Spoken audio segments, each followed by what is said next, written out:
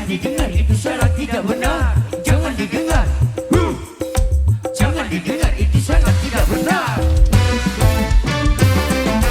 Banyak orang berkata yang jujur pasti hancur, kerana zaman kini sudah edan, jujur tidak makan. Zaman yang edan, zaman yang edan, kita jangan jadi setan. Jangan edan, zaman yang edan, kita jangan jadi setan.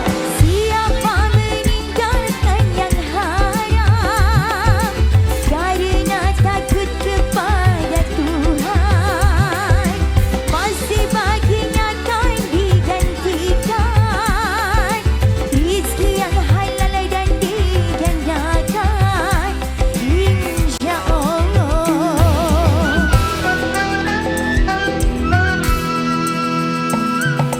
Seribu satu macam itu bidang pekerjaan, dari jadi pengamen sampai jadi seorang presiden.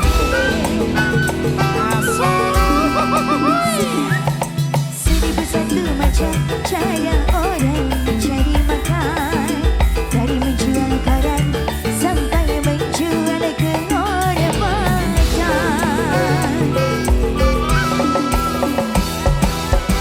Cara yang halal, ada cara yang haram. Silakan mau pilih cara mana. Dan semua cara ada tanggung jawabnya di hadapan Tuhan dan manusia.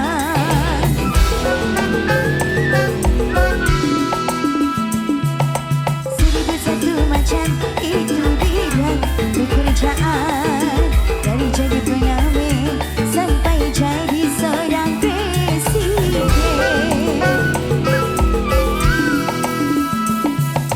Seribu satu macam cara orang cari makan, dari menjual koran sampai menjual kehormatan.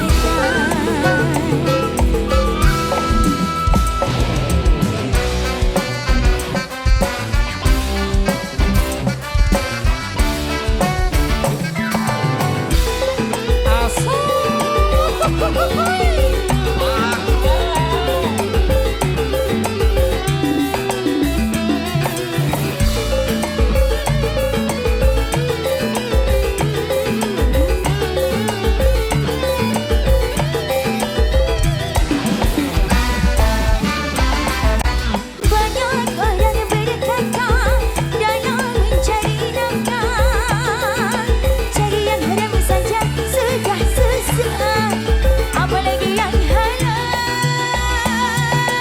Jangan didengar, jangan didengar, itu sesat orang-orang.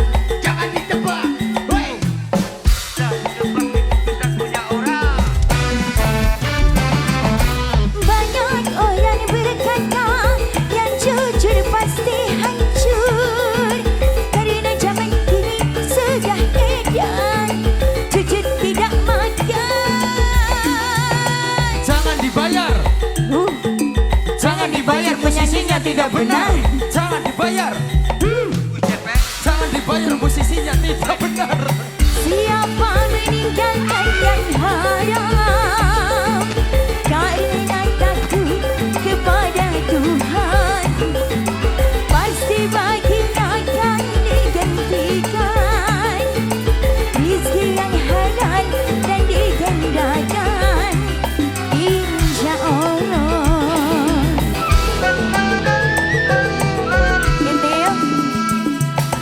Seribu satu macam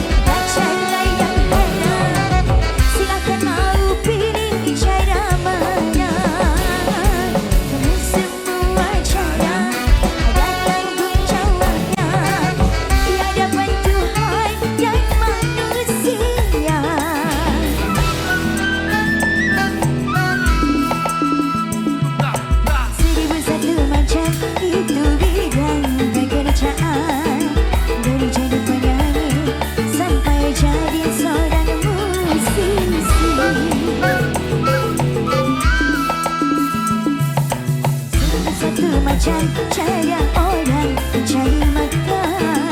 Dari menjual barang sampai menjual ke orang makan. Serba satu macam. Wow.